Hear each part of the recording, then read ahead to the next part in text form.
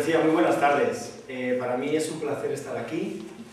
Siempre que trabajo con maestros, con maestras, ya nos conocemos del curso, pues como que me gusta mucho porque hace muchos años me dediqué a la docencia, luego me he dedicado al teatro, ahora a la gestión cultural y a la formación. Y bueno, pues es una herramienta que a mí el mundo de la comunicación me apasiona. Cada vez que doy un curso, cada vez que leo un libro, cada vez que leo a expertos y sigo a personas, ¿no?, que escriben y hablan sobre el mundo de la comunicación, más me doy cuenta, ¿no?, que es un tema muy transversal, que es un tema que toca la confianza en uno mismo, la autoestima, la seguridad, muchas cosas, ¿no? Y sobre todo, en vuestro caso, la eficacia a la hora de transmitir ideas, conocimientos, sentimientos. Para mí eso es la comunicación, no solamente transmitir ideas, sino también transmitir estados de ánimo, ¿no? Y yo creo, no sé vosotros y vosotras, pero el mundo de las emociones, el mundo de los estados de ánimo, es algo que se nos ha hablado poco de ello. Ahora se empieza a hablar un poco, ¿no?, de inteligencia emocional, pues suena un poquito, pero el mundo de las emociones, yo por lo menos ahora de adulto, me he formado en esto de las emociones, como para conocerme mejor, ¿no?, como un trabajo de desarrollo personal, ¿no? Y también en estos temas de comunicación no verbal, ya vamos a ver cómo la parte emocional también tiene que ver. Hace 2 años quería recordar una ponencia que estuve escuchando aquí a Amparo Escamilla. Eran unos encuentros sobre las bibliotecas escolares, unas jornadas, y recuerdo cómo ella hablaba de la competencia llave, ¿no?, que es aprender a aprender, ¿no?, la llamáis, porque yo soy de la LOCSE. Entonces me vino muy bien hace 2 años para actualizarme un poquito, ¿no? Y ella me gustaba mucho cuando comentaba que un alumno está aprendiendo cuando es capaz de relacionarse con sus compañeros y es capaz de comunicarse. Cuando un alumno tiene curiosidad por investigar y eso que ha investigado luego lo puede exponer, esa parte expositiva, esa parte donde trabajamos la expresión oral, ella hablaba de la gran importancia que esto tiene para trabajar esta competencia, ¿no? Y con eso me gustaría empezar, ¿no?, el trabajo de hoy, ¿no?, con esa parte de los alumnos de expresar, de exponer, y con esta resolución del 30 de agosto que igual muchos o muchas, o varios de vosotros no habíais oído hablar de ella. ¿Habéis oído hablar de la resolución esta del 30 de agosto? Sí, algunas personas sí, otras veo que por aquí no. ¿Sí que habéis oído por aquí también? Sí, sí. Ajá. Y tenéis que trabajar, ¿verdad?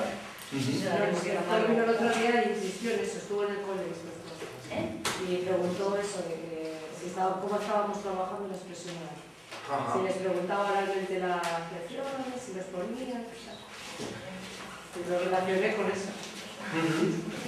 Hay un autor que yo sigo que dice cómo desde que somos pequeñitos, desde los 3 años hasta la universidad, cómo solemos recibir los conocimientos, la información.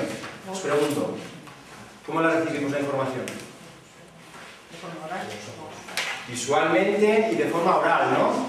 El profesor... Hola, buenas tardes. Escuchamos al profesor de forma oral. Vosotros ahora, yo os estoy transmitiendo la información y os la estoy transmitiendo oralmente. ¿Qué es lo que pasa desde los 3 añitos hasta la universidad, hasta hace muy poquito? ¿Cómo devolvemos la información al alumno? Por escrito. Fijaros la de años que estamos devolviendo la información por escrito, ¿no? Entonces este autor que escribe sobre comunicación eficaz, sobre temas de hablar en público, nos dice cómo no vamos a tener los españoles pavor a hablar en público si no nos han enseñado. No nos han enseñado a gestionar el estrés que tiene que ver a la hora de hablar en público, toda la reacción fisiológica que tenemos, todas las habilidades que tenemos que poner. Yo siempre digo que para comunicarnos bien es como aprender a conducir. Yo no sé si os acordáis el primer día cuando fuisteis a clase en la práctica, pero es que yo estaba que me moría.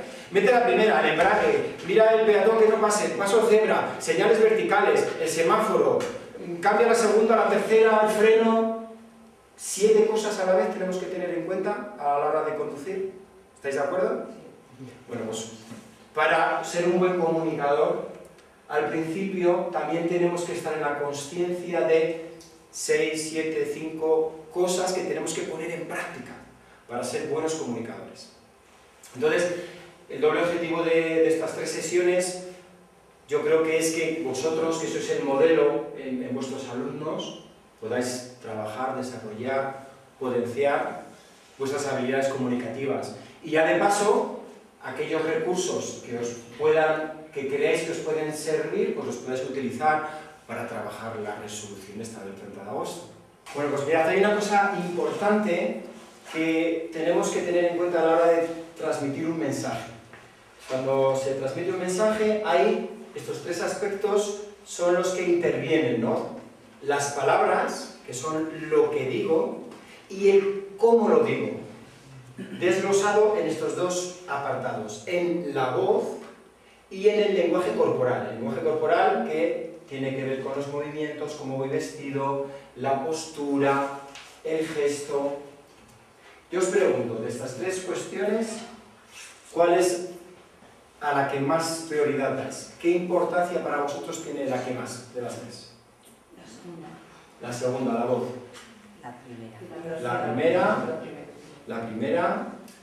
Para mí la más difícil es el lenguaje corporal. Pero ¿cuál es la que tú priorizas cuando te preparas una exposición? Yo, ¿cómo lo digo? ¿Cómo lo dices? ¿El lenguaje corporal? ¿El cómo lo dices? Las palabras. ¿Las palabras? Pues, no sé, las palabras. Las palabras, ¿no? Bueno, pues mirad, varios estudios ya nos demuestran que las palabras solo tienen un 7% de la eficacia en lo que digo, mientras que la parte vocal un 38% y el lenguaje corporal un 55%. Si sumamos la voz con el lenguaje corporal, que es lo que llamamos lenguaje no verbal, el 93% de la eficacia en tu mensaje es lenguaje no verbal. Y es muy normal, es muy frecuente que los que habéis dicho que lo que preparamos son las palabras. Porque eso es lo que nos da, nos creemos que eso es lo que nos da seguridad. Bueno, y es real, es verdad que eso tiene una importancia. Y cuando tenemos que hablar en público sobre un tema, tenemos que llevarlo preparado. Pero, aunque eso lo llevemos bien estructurado, si no trabajamos la parte vocal y el lenguaje corporal, eso se va cayendo. Si yo me he preparado muy bien una sesión y empiezo a comunicároslo, pero empiezo con mi tono de voz bajito, mi volumen está así, porque claro, de repente veo a 20 por 2, 40 ojos mirándome, me siento el centro de atención, me está entrando un miedo, y claro, aquí me quedo yo aquí poco a poco, esto se va quedando, se va cayendo, como tú decías, se cae, y ya me he podido preparar el mensaje muy bien, ¿bien? Pero vamos a ver eso, cómo ahí perdemos eficacia total. A los 7 minutos, las personas que están aquí escuchando, la persona que está aquí sentada, ya están en otra. Yo igual consigo que a los 10-12 minutos, al 13, ya que esté de pie, tengo que buscar cómo sorprenderos, cómo captar, vamos a ir viendo poco a poco, ¿no? Pero eso, y es el gran enemigo del tono. ¿Qué tono se nos queda ahí sentados? El tono grave, y grave es igual a monotonía. Muy bien. Vamos a hablar de 4 aspectos importantes para ser buenos comunicadores, para que seáis buenos comunicadores en el aula. Y cuando trabajemos con los alumnos también saber qué cosas potenciar. El lenguaje paraverbal o la voz, que hemos hablado de ella y su importancia, y el lenguaje corporal. La preparación del mensaje también es importante. Y las cualidades que tiene que tener un buen orador. También vamos a hablar una pincelada sobre ellas. Primer aspecto. La comunicación no verbal. Yo voy al diccionario y voy a buscar qué es esto de expresión oral, ¿no? Y me dice, conjunto de técnicas, hemos hablado de que vamos a ver técnicas en este curso, que determinan una comunicación oralmente efectiva. Técnicas, efectividad. Voy a ser efectivo con una serie de técnicas.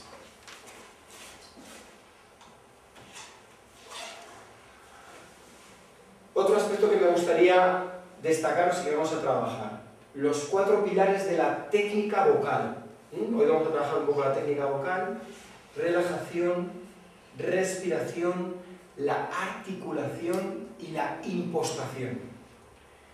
Otro gran problema, otro gran enemigo de la oratoria.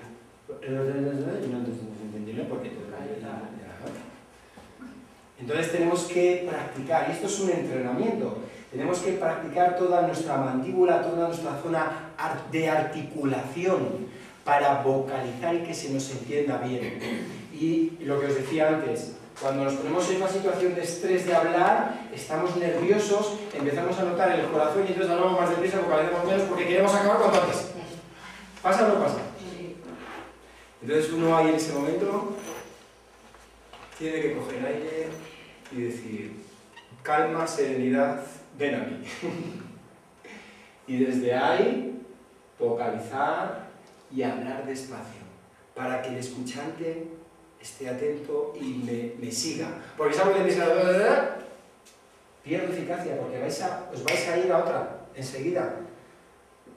Este autor, Gonzalo Estebanez, nos habla de la capacidad de atención que tenemos las personas. ¿Sabéis cuánto tiempo nos dice que aguantamos escuchando las personas? Activamente, casi al 100%. ¿Vosotros? ¿Cuánto? 10 minutos. ¿Cuánto? 10. Iba a decir 10.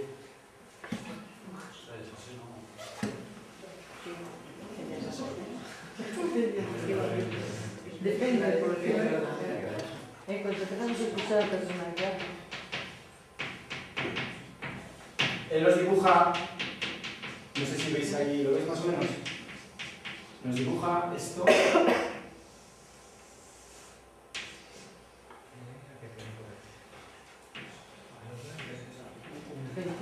A los 20 minutos la capacidad de atención, según va transcurriendo el tiempo, cae espectacularmente. Ya, total. Yo creo que en un minuto, cuando dices a la persona... Bueno, luego analizamos las sesiones de que hemos empezado, las estrategias que he utilizado para que vuestra atención esté todavía más rápido. Es decir, yo no he empezado hablando sino que nos hemos presentado, luego os he pedido que habléis, de esa manera. Bien, entonces eso. Por un lado quería dejar claro esto y la articulación, respiración, que trabajaremos un poco. La inflexión vocal. ¿Habéis oído hablar alguna vez de la inflexión vocal? Es lo que hablábamos antes. La monotonía es la gran enemiga de la oratoria. Cuando estamos monótonos, hace que perdamos atención los que estamos ahí. Entonces la inflexión vocal nos ayuda también a hacer pequeños picos en el habla para poder nuevamente captar la atención del que nos está escuchando. Si yo quiero explicar una cosa y quiero que esto que voy a decir ahora es importante, juego con las pausas, juego con la mirada y ya genero una expectación. Y el alumno dice, ay, a ver, ¿qué me va a decir este? Anda, esto me va a interesar. Nuestro cerebro está constantemente respondiendo a estímulos. Entonces, de repente, cualquier pequeño estímulo, cualquier pequeña inflexión, ¡ah! A ver, ¿no? Entonces, ahí son pequeños trucos que vamos a conseguir captar la atención. Entonces, la inflexión vocal es la combinación de la velocidad y el tono. La velocidad, que es la pausa que acabamos de hablar, y las diferentes maneras que tenemos de hablar. Unas veces podemos hablar un poquito más despacio, otras veces un poquito más deprisa. Esa combinación, junto con las pausas y los tonos grave y agudo, van a generar